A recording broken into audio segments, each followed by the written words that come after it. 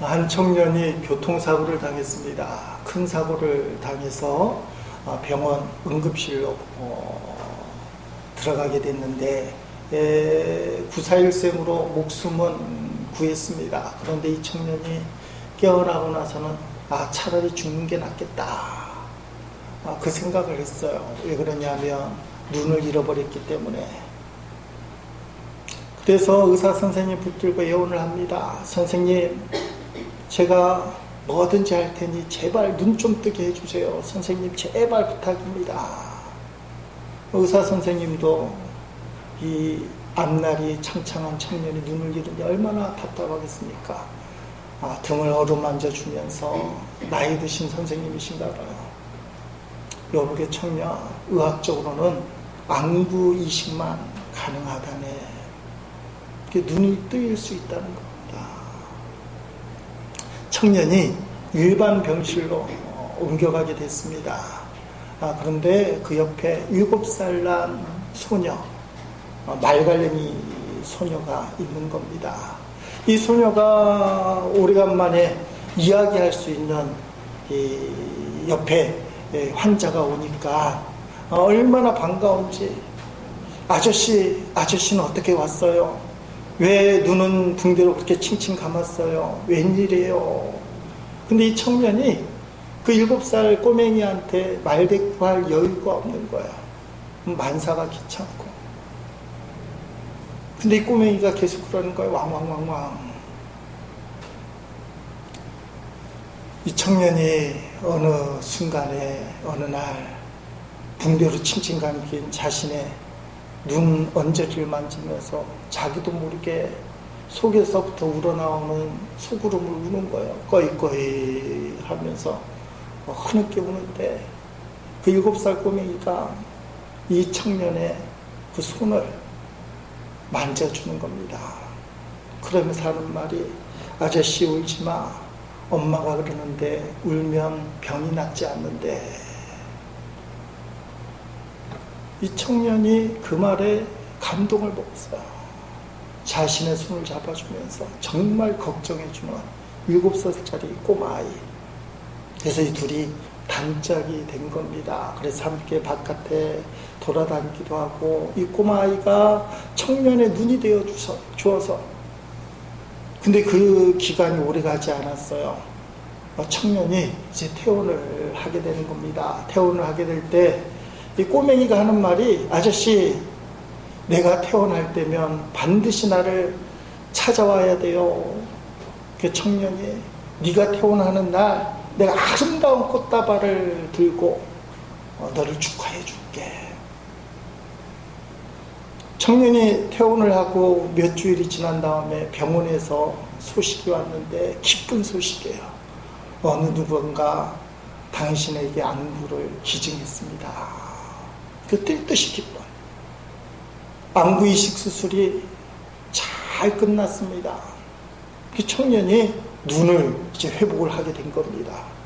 그때 병원 측에서 편지 한 장을, 기증자가 당신에게 꼭 주라고, 그 편지 한 장을 딱 주는데 그 편지에는 삐뚤삐뚤하게 글이 쓰여져 있습니다. 내용이, 아저씨, 나 아무래도 아저씨랑 결혼을 못할 것 같아. 그래서 이제 아저씨 눈할래. 그 7살짜리 꼬맹이가 불치병에 걸려 있다가 결국 하늘나라에 가면서 이 청년에게 눈을 기증한 것입니다. 이야기가 실화라고 보기는 힘들지만 우리에게 시사하는 바가 크다는 것이죠. 7살 꼬맹이가 청년에게 눈을 준 그 눈은 세상에서 제일 맑은 눈, 세상에서 제일 밝은 빛, 세상에서 제일 아름다운 마음, 거의 꼬맹이의 생명이 그 눈 속에 있는 겁니다. 여러분, 이 꼬맹이와 같이 우리를 위해 십자가에서 생명을 주신 분, 그 예수 그리스도. 그분은 높고 높은 하늘 보좌를 포기하고 이 땅에 저와 여러분을 사랑하기 위하여 내려오신 분. 그분은 십자가에서 살찌키시고 피 흘려주셔서 저와 여러분을 생명을 구원하기 위하여 당신의 생명을 하나님 앞에 드린 분, 그게 예수님이에요.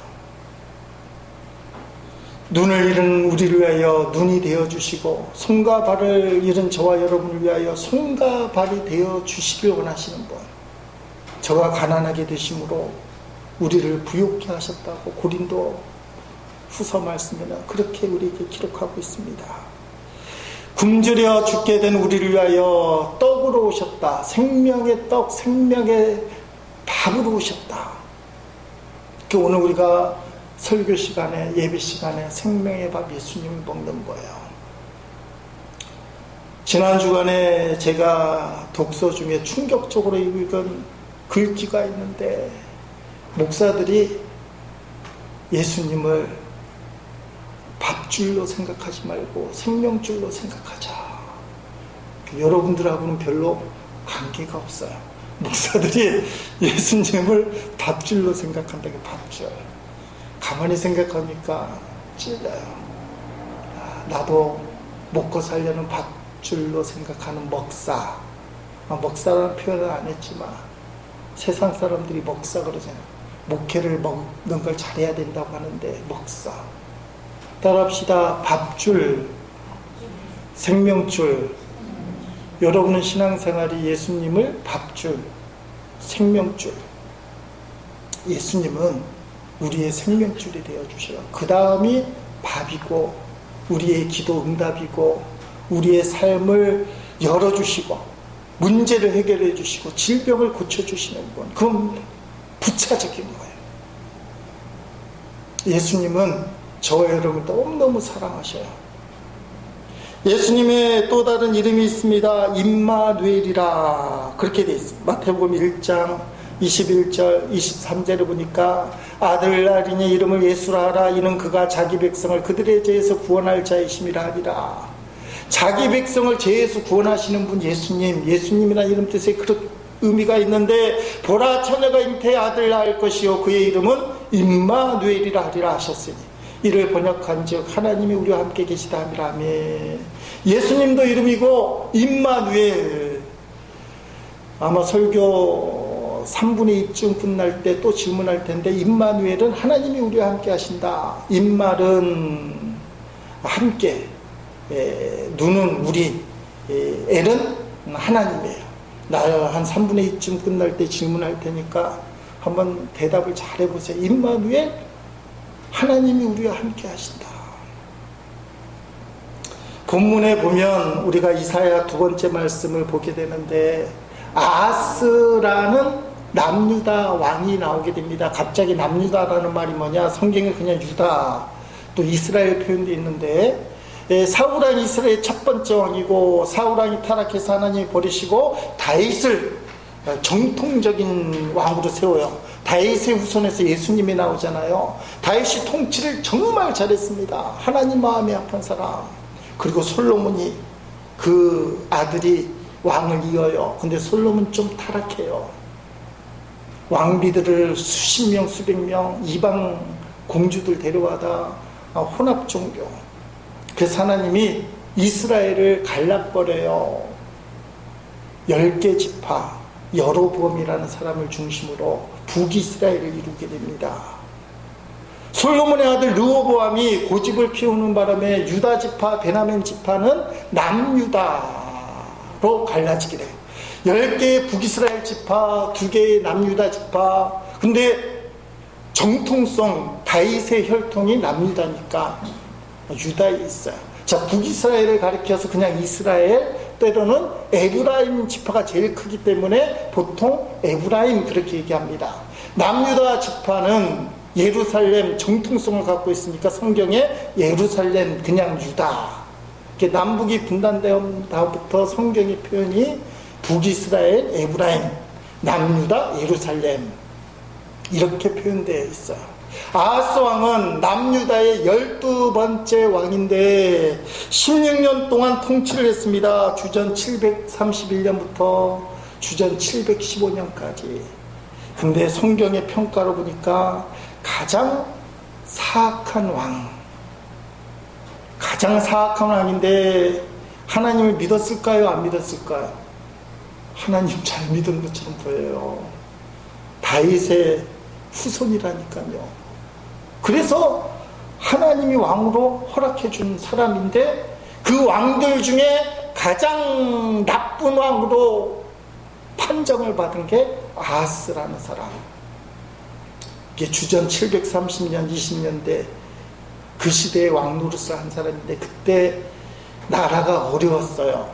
그 당시 그 유다 그리고 남유다와 북이스라엘 동편에 보니까 아수르, 세계 역사를 배울 때 아시리아, 성경에 아수르 되어 있는 아수르가 점점 강대국으로 생겨날 때입니다. 강대국이 돼서 세력을 펼쳐지니까 이 서쪽에 있는 북이스라엘 그리고 이스라엘과 붙어있는 아람이라는 나라가 위기감을 느껴요. 야, 저 아수르가 점점 힘이 세더니 언젠가 우리를 한 대 칠 거다. 그 생각이 드니까 이 북이스라엘 이스라엘이 좀 멸망하게 해요. 이스라엘은 나중에 721년 주전 721년에 아수르한테 멸망당하기 전에 730년대니까. 그래서 이 북이스라엘이 아람하고 손을 딱 잡으면서 남유다에게 얘기합니다. 야, 아수르가 저렇게 힘이 세서 언젠가 우리를 칠 때니까 우리 동맹을 맺자. 그래서 아수르를 대비하자. 남유다의 아하스가 북이스라엘과 아람의 동맹 제안을 거절을 해요. 아, 싫어. 나 안 해. 나 니네하고 안 해. 나 아수르 반대 안 해. 그러니까 그 당시에는 동맹을 제안했는데 거절을 하니까 저건 아수르 편이구나. 아람하고 북이스라엘이 남유다를 그냥 둘 수가 없어요. 그래서 남유다를 제거를 해야 되겠다. 최소한 아하스 왕을 바꿔야 되겠다. 1절 말씀, 오늘 우리가 7장 10절부터 읽었는데 7장 1절에 이렇게 되어 있습니다. 우시아의 손자이며 요다의 아들인 아하스가 유다 왕으로 있을 때에 아람 왕 느신과 르말리아의 아들인 이스라엘 왕 베가, 이 북이스라엘 왕 베가가 예루살렘 유다를 치러 올라왔습니다. 그러나 그들은 예루살렘을 무너뜨리지 못했습니다. 이 동맹국이 유다, 예루살렘을 치러왔지만 하나님의 은혜 가운데, 왜냐하면 예루살렘은 다윗의 혈통을 갖고 있는 정통적인 하나님이 귀하게 여기는 가문, 지역이에요. 강한 군대가 쳐들어왔는데 무너뜨리지는 못했지만 피해가 너무 많은 거예요. 다른 성경에 보니까 이때 살육당한 군대 숫자가 12만 명, 군사 12만 명이 살육을 당하고 아내나 자식들이 포로, 노예로 끌려간 거잖아요. 노예가 끌려간 인원이 20만 명. 지금도 엄청난 숫자인데 그 당시에 이 숫자는 남유다에게는 치명적인 아픔이에요. 이것뿐만 아니라 땅도 뺏기고, 예루살렘은 뺏기지 않았지만 땅도 뺏기고. 그런데 성경에 보니까 말입니다. 왜 하나님이 이런 일들이 벌어지게 하셨는가? 그냥 우리가 보면 정치적으로 아람과 북이스라엘의 동맹에 남유다가 끼지 않았기 때문에, 거절했기 때문에 전쟁이 났다고 얘기하지만 성경 그렇게 해석을 안 해요. 영적인 해석이에요. 좀 긴 말씀이지만 역대하 28장 말씀 1절, 3절, 5절, 6절에 보면 아하스가 왕이 되었을 때 나이는 20세였습니다. 그는 예루살렘에서 16년 동안 다스렸습니다. 그는 그의 조상 다윗과 달리 여호와께서 보시기에 나쁜 일을 저질렀습니다. 다윗의 후손인데 다윗처럼 믿음이 좋지 않았다 그 말. 그는 흰놈의 아들 골짜기에서 향을 피웠고 우상숭배죠. 자기 아들까지도 불에 태워 제물로 바쳤습니다. 아버지가 자기 아들을 제물로 바칠 만큼 미신에 빠진 사람, 이게 보통 왕이 아니잖아요. 지 새끼를 어떻게 제물로 바쳐요? 자기가 복을 받으려고. 그는 여호와께서 쫓아낸 다른 나라의 역겨운 죄를 그대로 따라했습니다. 그러므로 그의 하나님 여호와께서 그를 아람 왕의 손에 넘기심에 그들이 쳐서 심히 많은 무리를 사로잡아 다메섹 아락으로 갔으며 20만 명이 끌려갔어요. 또 이스라엘 왕의 손에 넘기심에 그가 쳐서 크게 살육하였으며 이는 그의 조상들의 하나님 여호와를 버렸습니다. 르말라의 아들 베가 이스라엘입니다. 유다의 사륙 동안 용사 12만 명을 죽였으며 하나님이 용사 12만 명이 살육당하고 20만 명의 부인과 자식들이 끌려간 이유를 뭐라고 얘기하느냐? 아하스 때문에 그렇다는 거야. 아하스 때문에, 왕 한 사람 때문에. 어떤 일을 했다고요? 우상 숭배 정도가 아니라 지 새끼를 자기가 복받으려고 불태워 죽이는 인신 제사까지 하는, 진짜 나쁜 놈이잖아요. 이런 나쁜 놈이 어딨어? 하나님이 이런 우상 숭배와 인신 매매하는 이 극악한 아하스를 그대로 두지 않았다. 징계를 하셨다는 것입니다. 그러나 예루살렘은 건져주셨다. 아직 때가 아니었기 때문에 다윗의 가문은 지켜주셨다. 기회를 주신 거예요. 여러분, 이런 경험을 당하게 되면 우리는 감사가 나와야 될 거 아니겠습니까? 하나님, 죽을 수밖에 없는 처지인데 살려주시니 감사합니다. 정신 차리겠습니다. 하나님만 의지하겠습니다. 나 같아도 그렇게 할 거예요. 하나님 생명 지켜주시니 감사합니다. 이제 제대로 믿어보겠습니다. 아하스가 정신 차리지 않아요. 그래서 남유다 왕 중에 제일 나쁜 왕. 이사야 7장 2절에 보니까 예루살렘 1차 공격을 했던 아람과 북이스라엘이 안 되겠다, 2차 공격을 하겠다는 겁니다. 다시 동맹을 맺겠다.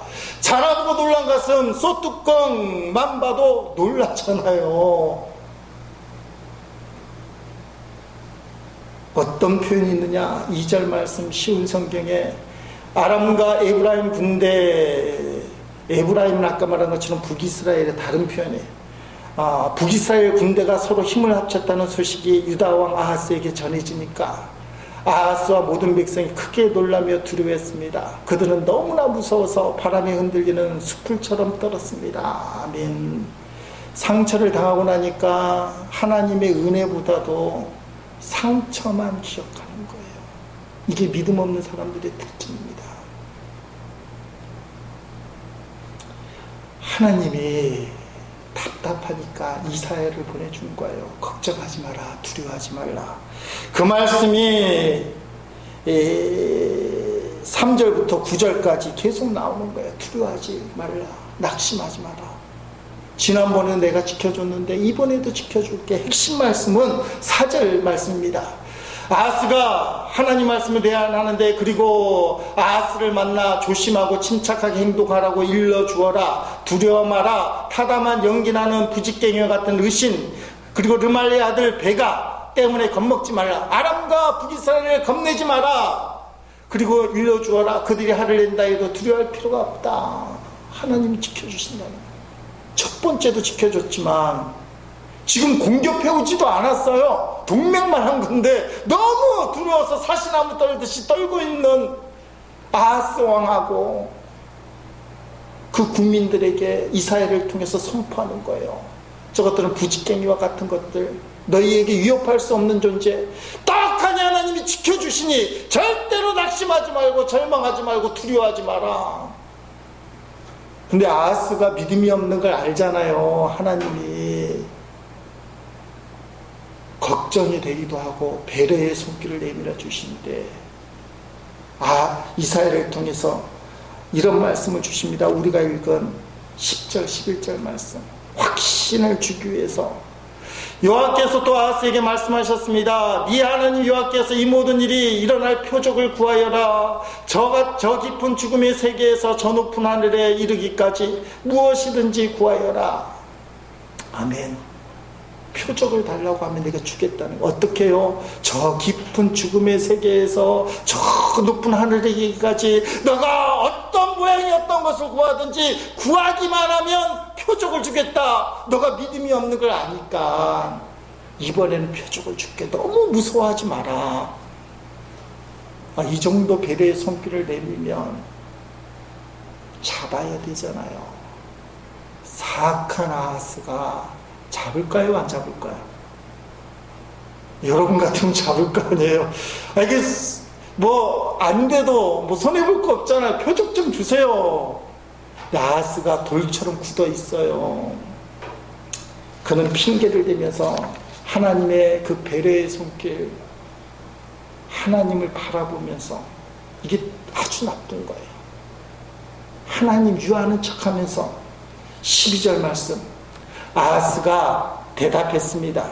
나는 표적을 구하지 않겠습니다. 여호와를 시험하지 않겠습니다. 믿음이 좋은 것처럼, 하나님을 위한 것처럼, 완전 믿음이 없는 사람이 하나님을 시험하지 않겠다고 하나님을 위하는 것처럼 나는 표적을 구하지 않겠습니다. 하나님이 생각을 해서 배려까지 해줬어요. 안심하고 두려워하지 말라 말씀도 주셨고, 그래서 너무 하나님도 근심에 대해서 표적만 구하면 너가 믿음이 없으니까 표적 확 보여줄게.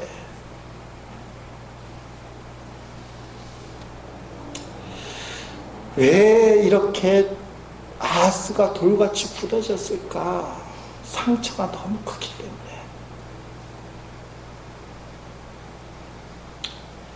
이 사람이 예루살렘을 하나님이 지켜주신 그 놀라우신 은혜, 이길 수 없는 전쟁에서 이기게 해주신 하나님을 생각하기보다는 뺏긴 거, 잃어버린 거, 아쉬운 걸 생각한 거예요.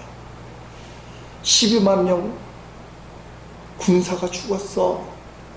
20만 명이 끌려갔어. 뺏긴 게 너무 많아. 하나님을 믿었는데도 이렇게 손해를 보고 살아. 마음 한구석에는 살려주신 하나님에 대한 은혜에 대한 감사보다도 아쉬움, 뺏긴 거, 하나님 믿어도 소용없네 쪽으로 기울어진 거예요. 더 놀라운 거는 저 하나님 안 믿어요. 하나님 믿어도 소용없어요. 교회 다녀도 안 돼요. 이건 솔직한 건데 하나님을 빼꼼히 바라보며 저 표적 못 구합니다. 이유는 하나님을 시험하지 않기 위해서, 저 하나님을 위해서 표적을 안 구합니다.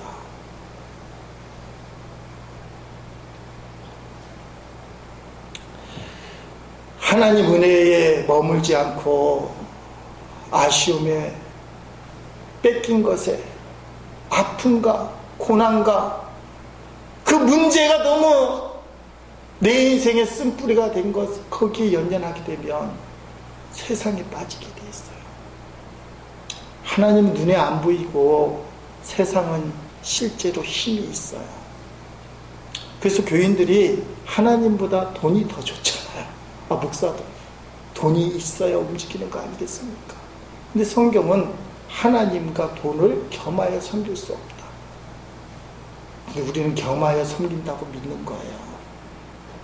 하나님이 허락하신 물질만이 아니라 물질을 위해서 하나님을 이용할 수도 있다. 이게 우상이 되는 겁니다. 하나님의 그 놀라우신 은혜, 예루살렘을 지켜주시고 생명을 지켜주신 그 은혜에 머물지 못하면 세상을 의지하게 돼요. 아하스 왕이, 아람과 북이스라엘이 아수르 때문에 우리를 공격한다면 차라리 아수르에게 적극적으로 구애를 해야 되겠다. 하나님은 하나님만 믿으라고 그래요. 세상 아수르 믿어봤자 소용없다 그래요. 열왕기하 16장 8절 9절에 이렇게 되어 있습니다. 아하스는 여호와의 성전에 있는 은과 금, 하나님 성전에 있는 은과 금까지 왕궁에 있는 보물을 다 가져가서 아수르 왕에게 디글라필레셋 3세인데 선물로 주는 거예요. 이 뇌물 아니겠습니까? 북이스라엘과 아람이 우리를 쳐들으려고 하는데 위대하신 디글라필레셋이여 우리를 불쌍히 여겨줘서 맨손으로 못 가니까 하나님의 성전에 있는 은과 금까지 바리바리 싸들고 들고 가서 사정하러 가는 거예요. 하나님 앞에 무릎 꿇을 생각은 아예 없어요. 이때도 아하스는 제사는 드렸을 겁니다. 다음에 보면 알아요. 예배는 드렸지만 하나님은 안중에 없어요. 하나님 앞에 무릎 꿇으니 아하스 왕 실권을 갖고 있는 그 세상의 힘에게 무릎을 꿇는 게 낫겠다. 그래야 아수르 왕이 아하스의 부탁을 받아들여 다마스커스를 쳐서, 이게 아람이에요, 점령했습니다. 그는 다마스커스의 모든 백성을 길송으로 보내고 르신 아람 왕을 죽였습니다. 세상에 누가 힘이 없다고 얘기해요? 돈이 누가 힘이 없다고 그래요? 왜 돈이 좋습니까? 왜 세상이 좋습니까? 그게 역사를 해요. 잠언서도 뇌물이 길을 열어준다는 말도 있어요. 우리 같으면 성경이 아하스가 디글라필레셋 아하스르 왕에게 빌붙었는데 하나님이 딱 막아버렸다, 이래야 좀 믿음대로 살아야 되는구나 하는데, 성경은 말입니다, 이게 통해요. 아수르가 아하스의 부탁을 받고 아람을 제거해버려요. 나중에는 북이스라엘까지 제거해버려요. 그리고는 나중에는 남유다도 제거하려고 해요. 근데 하나님이 그것만큼 망아줘요. 사네립이라는 아수르 왕이 됐을 때 남유다를 제거하려고 해요.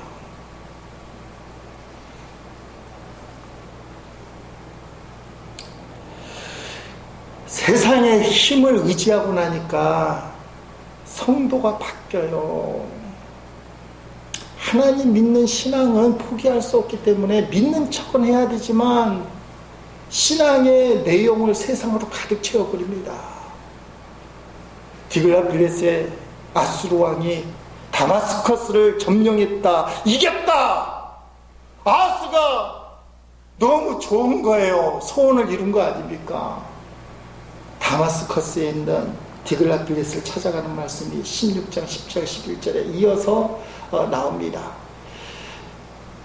거기 보니까 아하스 왕이 아스리 왕 디글라필레셋을 만나려고 다마스커스로 갔습니다. 아하스가 거기에서 한 제단을 보고 그 제단의 설교대와 모형을 제사장 우리에게 보냈습니다. 우리한 아하스 왕이 다마스커스에서 보내준 설교도에 따라 제단을 만들었습니다. 우리한 아하스 왕이 다마스커스에서 돌아오기 전에 제단을 모두 완성했습니다. 아멘. 지금 예배 드린다는 거예요, 아하스 왕이. 근데 하나님을 경배하는 거는 손톱만큼도 신앙이 없어요. 세상에 가장 강력한 아수르의 왕, 그 사람이 어떻게 이겼느냐? 그 사람들이 섬기는 신을 섬겨야 되겠다. 근데 대놓고 그 신을 섬길 수는 없으니까 그래도 명색이 다윗이 써지잖아요. 하나님의 선택받은 왕, 다윗의 혈통. 대놓고 우상 숭배를 할 수 없으니까 하나님의 제단 예배당을 전집으로 바꿔버리는 거예요. 무당집으로 완전히 바꿔버리는 거예요. 아수르가 섬기는 그 제단 모양 그대로 설계도를 가져다가 우리야 제사장에게 예배당 뜯어고쳐, 십자가 내려놔. 지금 한국의 이단들이 그 일을 그대로 하잖아요. 높이 세상을 밝히라고 쳐있는 십자가, 예배당 높이 서있는 십자가를 쳐버려요. 예수님의 구원은 실패했다는 뜻이에요.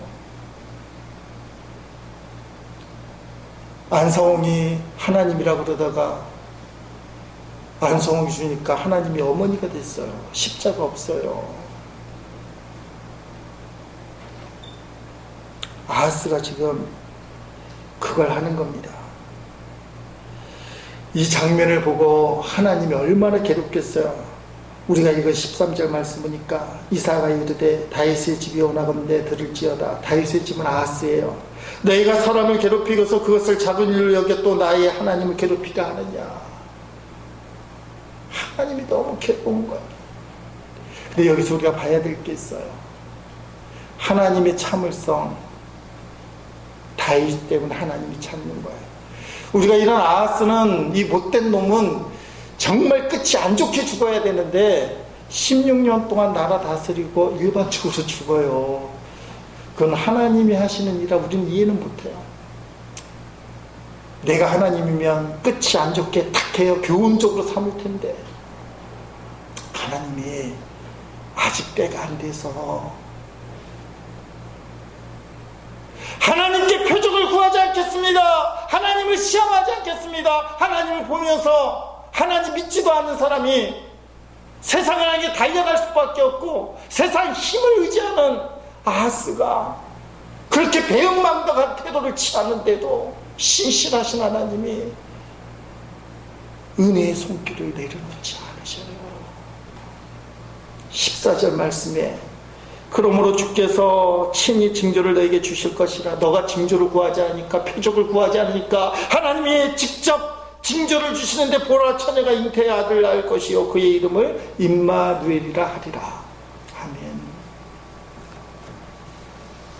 하나님의 도움의 손길을 거부하고 세상을 선택한 아하스를 하나님이 포기하지 않겠다는 거예요. 그래서 징조를 보여줬는데 임마누엘. 아하스가 어떤 왕입니까? 우상 숭배뿐 아니라 인신제에서 자식까지 자기가 복받으려고 불태워 죽이는 이 못된 왕을 하나님이 포기하지 않는 거예요. 너가 거절하더라도 나는 너를 사랑한다. 너에게 징조를 보여주리라. 처녀가 잉태하여 동정녀 마리아 아니겠습니까? 700년 후에 예루살렘에서 임마누엘 예수님이 탄생해요. 자, 임마누엘이 무슨 뜻이라고 그랬죠? 우리와 함께 하신 하나님. 한번 해봅니다. 시작. 우리와 함께 하신 하나님. 대답을 잘해서 이 3분의 2가 이제 끝난 거예요. 금방 끝날 수 있어요. 우리와 함께 하신 하나님.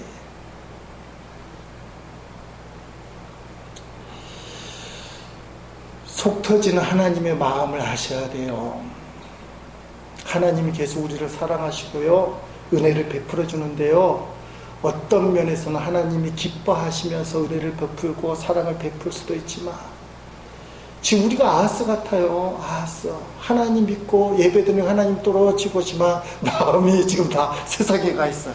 이게 돈 문제 어떻게 해야지, 건강은 어느 병원 가서 해결해야 되지, 이 문제는 어떻게 해결해야 되지, 누굴 찾아가야 될까? 하나님 앞에 예배 드리는데 마음은 아하스에. 근데 하나님이 은혜를 계속 베풀어 주셔요. 내가 죄를 짓는데, 내가 세상을 짝하여 세상 쾌락을 즐기고 내 마음대로 살고 내 성격대로 살고 내 성질대로 사는데 그래도 하나님이 계속 은혜를 베풀어 주셔요. 이게 웬 떡인가? 근데 하나님은 어떤 마음일까? 아하스를 보고 어떤 마음이래요? 근데 네가 선택받은 백성이기 때문에 난 널 포기 못해. 이걸 모르면 바보라는 거예요. 어리석은 자. 내가 죄를 져도 아하스처럼 디글라필레스에서 찾아가서 하나님의 성전의 은가금을 뜯어내다가 그에게 바쳤는데도 소원이 이루어져. 적들 아람과 북이스라엘이 나중에는 멸망당해. 디글라필레스의 문제를 해결해줘. 돈이 문제를 해결해줘. 세상이 문제를 해결해줘. 너무 기뻐. 하나님도 내게 은혜를 베풀어 주시고, 세상을 의지해도 세상이 문제를 해결해주고, 세상 쾌락 다 즐겨도 교회 오니까 목사님이 하나님이 선택받은 자는 끝까지 사랑한다고 해주신대. 너무 좋아. 손해보는 거 없는 것 같아. 계속 죄를 지을 건가요? 계속 세상을 의지할 건가요? 계속 하나님 마음을 괴롭힐 건가요? 이게 신앙의 결단이에요. 빨리 자기를 알아야 되는 거예요. 아하스는 몰라요. 왜 오늘 이 말씀 우리가 봅니까? 우리는 다 아는 거예요. 하나님 마음이 괴롭다고 써 있어요. 하나님이 괴롭지만 계속 은혜를 베풀어 주시는 거예요. 그 은혜의 확증이 이 땅에 오신 예수님 임마누엘이라고 되어 있어요. 하나님이 우리와 함께 하신다. 아하스를 이해를 합니다. 왕으로서 엄청난 트라우마가 생긴 거잖아요. 12만 명 군인이 죽고, 우리나라에서도 군인이 12만 명이 만약에 죽었다 하면 이게 난리예요. 20만 명 사랑하는 아내와 자식들이 노예로 포로로 끌려갔다. 그 아하스로서 말할 수 없는 상처, 쓴뿌리, 트라우마예요. 근데 그거보다 더 크신 하나님의 은혜를 볼 수 있는 눈이 열려야 돼요. 여러분, 상처가 있잖아요. 교회 다니는데도, 하나님 앞에 기도하고 매달리는데도 하나님이 안 들어주신대. 근데 하나님이 여러분의 삶을 여전히 지켜주시는 것을 모르는 거예요. 예루살렘을 지켜주셨어요. 근데 그 은혜는 잊어버린 거예요. 아쉬움만, 그 고통만, 아픔만 머리에 떠올라서 하나님을 믿을 수밖에 없지만, 그래도 세상을 의지해야 되겠다. 하나님은 살아계시다고 하면서 어떻게 나에게 그럴 수 있지? 이런 아픔이 왜 계속 있지? 왜 그 문제는 계속 연달아 나한테 달려들지? 아람과 북이스라엘이 또 달려들잖아요. 아하스가 팽 돈 거예요. 근데 우리가 꼭 기억해야 될 것은, 마음이 무너질 때 하나님의 은혜를 붙들어야 돼요. 의식적으로 하나님을 사랑합니다, 찬양합니다, 의지합니다, 하나님 은혜 감사합니다, 하나님을 자꾸 먼저 생각해야 돼요. 그런 신앙 훈련이 필요해요. 이거는 거짓이 아니에요. 하나님이 하라고 한 거예요. 하나님을 먼저 찾고 하나님을 의지하다 보면 생각과 마음과 삶이 하나님께로 이렇게 집중이 돼요. 그러면 하나님이 개입을 하신다는 거예요. 우리에게 가장 큰 힘은 하나님이 우리와 함께 한다는 거예요. 모래 위에 발자국이란 그 글, 뭐 다 들어본 이야기 아닙니까? 어느 날 밤에 한 사람이 꿈을 꾸었습니다. 그는 꿈속에서 예수님과 함께 해변을 따라서 걷고 있었습니다. 그때 하늘을 스크린 삼아서 그의 지나온 삶이 영화처럼 그에게 보이기 시작하는 겁니다. 모래 위에는 두 사람의 발자국이 있었습니다. 그 중에 하나는 그의 것이고 다른 하나는 주님의 것이었습니다. 그는 모래 위에 길게 펼쳐진 발자국을 보다가 어느 순간부터 오직 한 사람의 발자국만 있는 것을 보았습니다.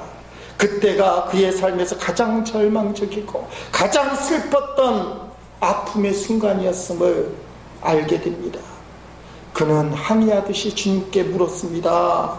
주님, 제가 주님을 따르면 항상 저와 함께 해주신다고 약속해 주셨잖아요. 주님은 저와 동행해 주셨습니다. 그러나 제 삶에 가장 어려웠던 순간에 주님은 저를 떠나버리고 왜 저 혼자 걷게 해주셨습니까? 저는 그것을 이해할 수 없습니다. 가장 어렵고 힘든 그 순간에 발자국은 하나밖에 없었습니다. 주님이 말씀을 대답을 하십니다. 나의 소중한, 정말 소중한 아이야, 나는 결코 너를 떠난 적이 없었단다. 네가 고통과 환난을 당하는 시간에 모래 위에서 한 사람의 발자국만 있는 것은 내가 너를 업고 있었기 때문이다. 가장 어렵고 힘든 그 순간에 한 사람의 발자국은 나는 내 발자국으로 생각했는데 나를 업고 계신 주님의 발자국, 그래서 그 어려움을 지나왔다는 거예요. 혹시 우리 중에도 인생의 가장 어려운 시기를 지나가는 분들이 있을 수 있어요. 너무 힘들다, 어렵다. 네, 임마누엘의 주님, 우리를 등에 업고 계셔요. 나를 업고 계신 주님의 등에 더 기대고 주님의 숨소리를 느껴줘. 주님이 여전히 우리를 포기하지 않고 우리를 업고 이 어려운 순간을 지나고 계신다. 아하스도 업어주신 분이에요. 아하스를 계속 살펴봤지만 진짜 나쁘나? 우상숭배, 예배당 뜯어고쳐서 무당집 만든 사람, 자기 자식까지도 불태워서 제물로 드린 나쁜 사람, 하나님이 아하스도 엎어주셨어요. 임마누엘, 너가 극악한 나쁜 사람이라 할지라도 내가 너를 선택하고 너를 자녀 삼았으면 나는 너를 포기하지 않겠다. 하나님의 사랑을 깨닫고 하나님만 붙드는 것이 지혜로운 사람입니다. 하나님이 기뻐하며 춤추며 축복할 수 있는 제1의 모든 식구들이 될 수 있기를 주의 이름으로 축원드립니다.